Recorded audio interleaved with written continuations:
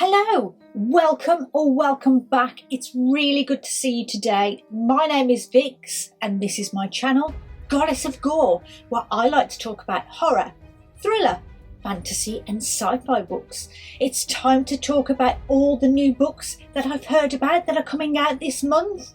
And there's 20 amazing sounding books, including some brand new sci-fi horror, which we don't get very often, that I am literally chomping at the bit to get in my grubby little mitts. So let's get on with it.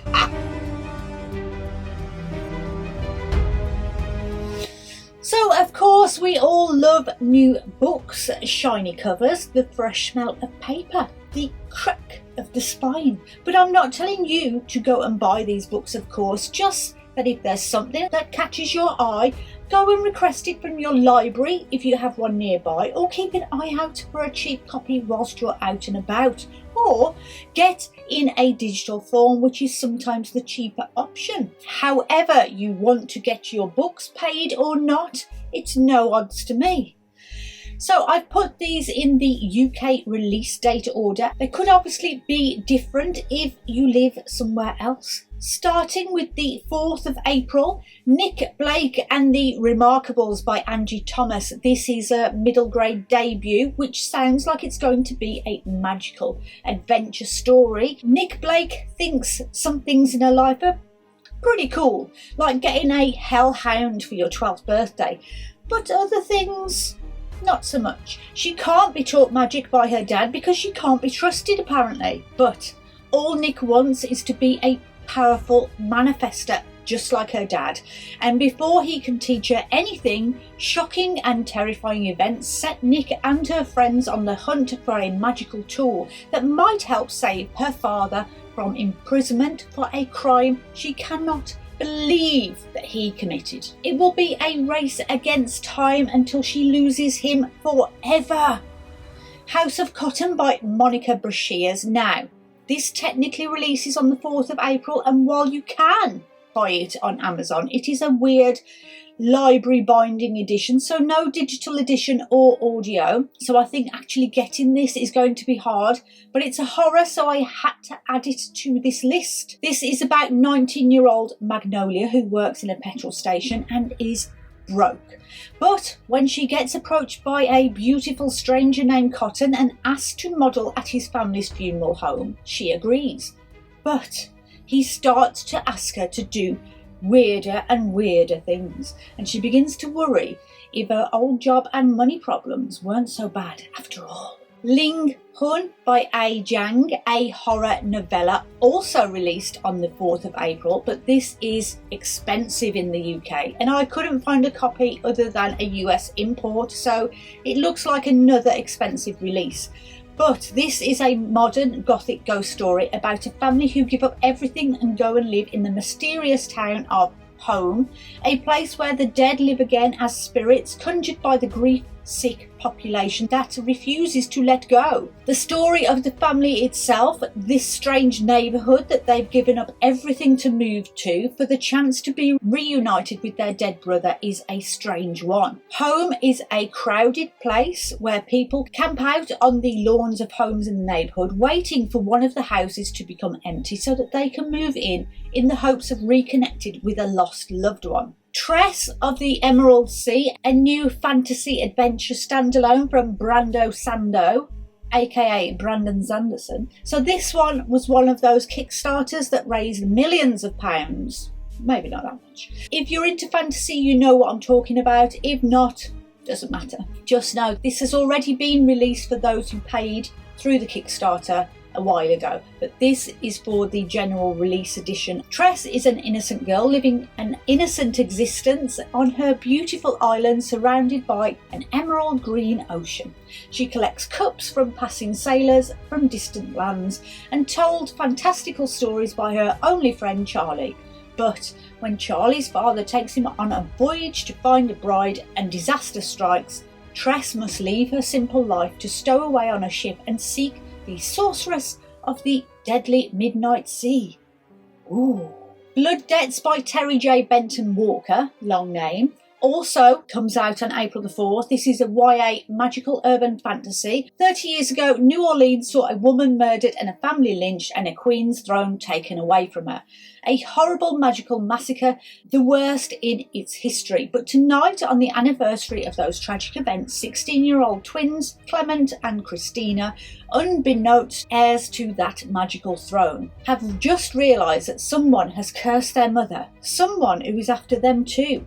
Christina gave up magic after a terrible spell led to death, and Clement misuses his magic to distract him from his anger. Once a close pair, now they barely speak. But if they have any hopes of discovering who is coming after their family, they will have to find a way to trust each other again and their family's magic. And if they don't succeed, New Orleans may see another massacre. Moving on to the 6th of April, Paradise 1 by David Wellington, a horror sci-fi and a chunky boy at 688 pages. When Special Agent Petrov and Dr. Ai Jiang are woken from a cryogenic sleep and dragged out of their sleep pods with the ship's alarms blaring, they know something is wrong. Warned by the captain that they are under attack, they have no choice but to go and investigate. It doesn't take long before they learn that they've been met by a vessel from Paradise 1, Earth's first deep space colony, and where they were supposed to be heading. But this vessel is empty, and it carries with it a message that all communications from the 150,000 souls on board has completely ceased. Petrov and Jiang must board the empty ship and delve further into deep space to discover the truth of the colony's disappearance. But the further they go, the more dangers loom. I'm expecting this to be a proper horror sci-fi from David. He wrote the creepy The Last Astronaut, which 100% needs a reread from me. A couple of releases on the 13th of April, a Greek mythology fantasy with Atalanta by Jennifer Saint. When Atalanta is born to the king of Arcadia, a daughter instead of a son, she brings disappointment. So she's abandoned on a mountainside until she's rescued by a mother bear, raised alongside her cubs, watched over by the goddess Artemis. Atalanta vows to prove her worth, so when Artemis gives her the opportunity to go, she leaves her forest home and joins Jason and his Argonauts. Arthur and Teddy are coming out, a contemporary romance, and I think this will be a bit of a cosy, cutesy book. 79-year-old Arthur gathers his family together to share some important news. No one is prepared for the bombshell he drops. He's gay, and after a lifetime in the closet, he's finally ready to come out. Arthur's 21-year-old grandson Teddy has a secret of his own too. He's also gay and developing serious feelings for his colleague Ben. But Teddy doesn't feel ready to come out yet, especially when Arthur's announcement causes so much shockwaves within the family. Arthur and Teddy have always been close, and now they must navigate first loves, heartbreak, and finding their place in their community. But can they and their family learn to accept who they truly are? Talking of cosy cuteness, how about this YA paranormal fantasy Spellbound by F.T. Lukens? Two rival apprentice sorcerers must team up to save their teachers and protect their own magic. Edison Rooker doesn't have any magic, but he gets a job at a call centre for magical emergencies after a nerve-wracking interview with the very intimidating Antonia Hex, a powerful sorceress. The last time he had magic in his life was through his beloved grandmother, but she is now dead, but he does have her Spellbinder, a device he must keep hidden from the magical consortium. But when the consortium does get wind of Rook's Spellbinder, they come for Antonia. All alone, Rook runs to the only other magical person he knows, Sun, the grumpy and annoyingly cute apprentice to Antonia's rival colleague. With both of their mentors gone, Rook and Sun have no choice but to work together or face losing their magic forever. The Scourge Between the Stars by Ness Brown, a horror sci-fi novella coming out on the 16th. A tense, claustrophobic sci-fi horror blend set aboard a doomed ship, harbouring something terrible within its walls. The starship Calypso. The starship Calypso's captain Jacqueline Albright is responsible for keeping the last of humanity alive as they limp back to Earth from their failed colony on a distant planet. Faced with the constant threats of starvation and destruction, Jacqueline's crew has reached breaking point. Unrest begins to spread throughout the ship as a new threat emerges, picking off the crew members in grim and bloody style. Will Jacqueline and the team find and end the thing destroying the crew, or will it end up as a ghost ship floating through the solar system? On the 18th of April, an exciting sounding horror, the vile thing we have created. And can we take a second for this cover? I'm probably setting myself up for a fall with this one. It's written by Robert P. Ottone. It is a terrifying vision of parenthood and is said to be akin to the likes of Rosemary's Baby and The Omen. And it is already one of my most anticipated of the month. Lola and Ian had what they thought was the perfect relationship, but when they stop being invited to things because they are childless, they begin to think that they have missed out on being parents. So when they do become pregnant, they worry the pregnancy will be harder on their baby. The statistics about black women not receiving the same care as their white counterparts, not to mention that early on in their relationship, an unwanted pregnancy resulted in a termination. This has creepy in-laws, animals acting strangely around pregnant Lola, and I can't wait. Have I told you yet that I can't wait? No? I can't wait. A creepy fairy tale anthology, anyone? Twice Cursed from some amazing authors in horror and fantasy comes out on the 18th of April. From the fun of the fair to the depths of hell, experience 16 more curses in this, the sequel to the best-selling Cursed, an anthology.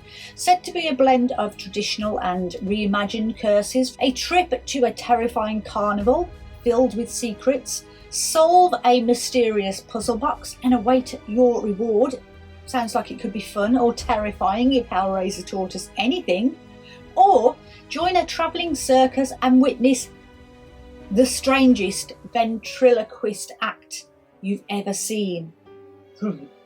You'll unearth curses old and new, from a very different take on Snow White to a new interpretation of the Red Shoes. The best in fantasy spins straw into gold and invite you into the labyrinth. Just don't forget to leave your trail of breadcrumbs. The authors in this include Neil Gaiman, Joe Hill, M.R. Carey, Christina Henry and Adam Neville.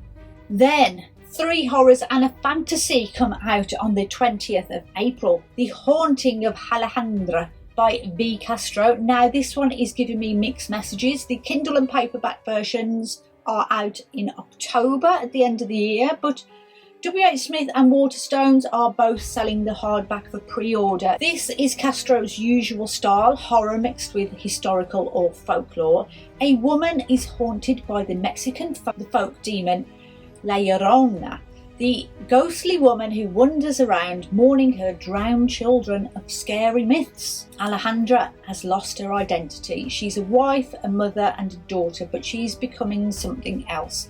A woman struggling with a darkness that threatens to consume her. She is starting to have visions, the apparition of a crying woman in a ragged white gown. When Alejandra visits a therapist, she begins exploring her family's history, starting with the biological mother she never knew. As she goes deeper into the lives of the women in her family, she learns that heartbreak and tragedy are not the only things she has in common with her ancestors, because these strange apparitions of a crying woman were in their past too. She is La Llorona, the vengeful and murderous mother of Mexican legend. She will not leave until Alejandra follows her mother, her grandmother, and all the women who came before her into the darkness. The Wishing Pool by Tananarive, due her first book in 7 years, being a mix of horror, sci-fi and speculative fiction.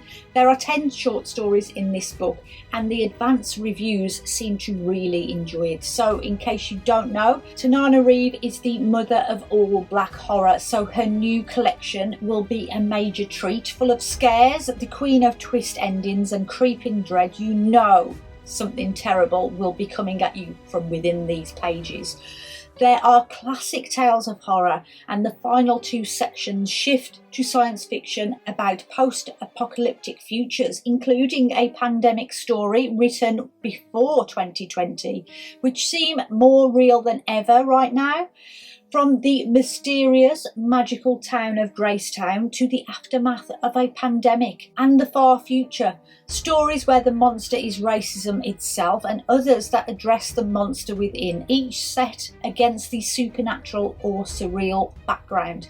This is going to be a treat for her firm fans and for her new readers yet to sample her horror for the first time. One for My Enemy on the 20th of April, an urban fantasy. Originally this was indie published in 2019, but it has been re-released with Macmillan in the UK. It is a fantasy story of ambition, sacrifice and the enduring power of witch family legacies in New York, each family fighting for the upper hand. The Antomva sisters and their mother Baba Yaga are the leading suppliers of intoxicants, and their enemies Fedorov brothers and their crime boss father Kochchi the Deathless dominate Manhattan. For the last 12 years they have been at a kind of stalemate, but something is rotting away at the core as the siblings fight amongst themselves for power. With internal conflicts that could destroy each family from within, the only question is, will the feuding families destroy themselves or each other first? Book 3 in the Dangerous Damsel series, which I might have to do a full cosy vlog of reading the trilogy perhaps. The Secret Service of Tea and Treason by India Holton releases on the 20th of April. Spies, pirates and witches and the Queen. Hello, I am the Queen. Known as Agent A, Alice is the top operative at the Agency of Undercover Note Takers, a secret government intelligence group that is fortunately better at espionage than it is at naming itself. From managing witches to bored aristocratic ladies, nothing is beyond Alice's capabilities. She has a composure of steel and always has a plan up her sleeve, as well as a trusty dagger and a handkerchief, of course. So when the agency gets a whiff of an assassination plot, she's immediately assigned to the case. But she's not working alone. Oh, nay. Daniel Bixby, otherwise known as Agent B and Alice's sworn nemesis, is given the most challenging undercover assignment of his life, pretending to be Alice's husband. Together they will assume the identity of a married couple, infiltrate a pirate house party, go there, and foil their unpatriotic plans, determined to keep their stiff upper lip. What? Alice and Daniel must ignore the growing attraction between them, especially since acting on it might prove to be more dangerous than the actual target. 2 treats for the 25th of April. The Lives of Puppets by T.J. Klune, a fantasy sci-fi, but I'm expecting it to be cosy. A retelling of the story of Pinocchio, inviting you deep into the heart of a peculiar forest and on the extraordinary journey of a family assembled from spare parts. In a strange little treehouse lives fatherly inventor android Giovanni, a pleasantly sadistic nurse machine, and a small vacuum desperate for love and attention. Victor, a human, lives there too. They're a family hidden and safe. The day Victor recovers an unfamiliar android labelled Hap, he learns of a shared dark past between Hap and Geo, a past spent hunting humans. But when Hap gets booted up, he unwittingly alerts the robots from Geo's former life to his whereabouts, and Geo gets captured and taken back to his old lab in the City of Electric Dreams. Yep. The rest of Vic's ragtaggle family must make a brave journey to rescue Geo from decommission, or worse, reprogramming. What I want from this is AI mixed with Wally, and I won't accept anything less. Star Splitter by Matthew J. Kirby is another sci-fi with horror thriller elements. Oh, Monsieur, you are spoiling us. With this Rocher already spoiling us. Supposed to be coming out on the 25th, but I'm currently finding all bookshops to have no copies for pre-sale, and it's just coming up with unavailable, so this date might not happen. In the year 2198, crash landed on a barren planet light years from Earth. Jessica Mathers must unravel the mystery of the destruction all around her and the questionable intentions of a familiar stranger. Teleportation and planetary colonisation in deep space are very real, and the reason her parents left her behind 6 years ago. Now she is about to be reunited with them to join their research assignment on a desolate post-extinction planet almost 14 light years away from Earth. Jessica wakes up in an empty and utterly destroyed landing unit from the DS Theseus, the ship where she was supposed to rendezvous with her parents. But Jessica isn't on the Theseus orbiting her parents' home planet. No, she seems to have crashed on the planet's surface. Its corridors are empty and covered in bloody handprints. The machines are silent and dark, and outside in the alien dirt are the carefully and recently marked graves of strangers. A spine-tingling survival thriller from an award-winning author in this imaginative and haunting story that spans both space and time. The last two of the month are on the 27th. They are The Maiden by Kate Foster, a historical fiction set in Edinburgh in 1679, inspired by a real-life case. The Maiden is a remarkable story with a feminist twist, giving a voice to women otherwise silenced by history. Lady Christian is arrested and charged with the murder of her former lover, James Forrester. News of her imprisonment and the subsequent trial is the latest gossip. It's in all the papers, and the public are eating it up. They're loving it, with headlines that leave little room for doubt. Adulteress, whore, murderess.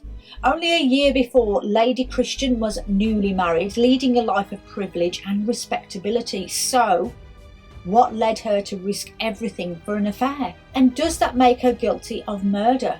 She wasn't the only woman in Forrester's life, and certainly not the only one who might have cause to wish him dead. And the last book, Ascension by Nicholas Binge, and this sounds like it could be another horror sci-fi or thriller sci-fi. An enormous snow-covered mountain has suddenly appeared in the Pacific Ocean. No one knows exactly when it showed up, how big it might be, or how to explain its existence. When Harold Tunmore, a scientist of mysterious phenomena, is contacted by a shadowy organisation to help investigate, he has no idea what he's getting himself into as he and his team set out for the mountain. The higher Harold's team ascends, the less things make sense. Time moves differently, turning minutes into hours and hours into days. The higher they climb, the more memories of their lives before they set foot on the mountain begin to fade. Paranoia quickly turns to violence among the crew, and slithering ancient creatures pursue them in the snow. The mountain seems to draw them on and on to its peak, where they are certain they will find all their answers. This story is told through the letters Harold wrote to his niece and the slow unravelling of his mind. It sounds so good. So that is it. That's all of the books that sound exciting to me this month. Have I got you excited for any of them too? Have you read any of them already, or are you excited for something else not on this list? Let me know down in the comments. Thank you so much for watching this video of new April books today. Don't forget to like it if you did like it, and subscribe if you haven't already and want to see some more. Make some good book choices this week, my friends, and I hope to see you all again soon. Until next time, bye bye.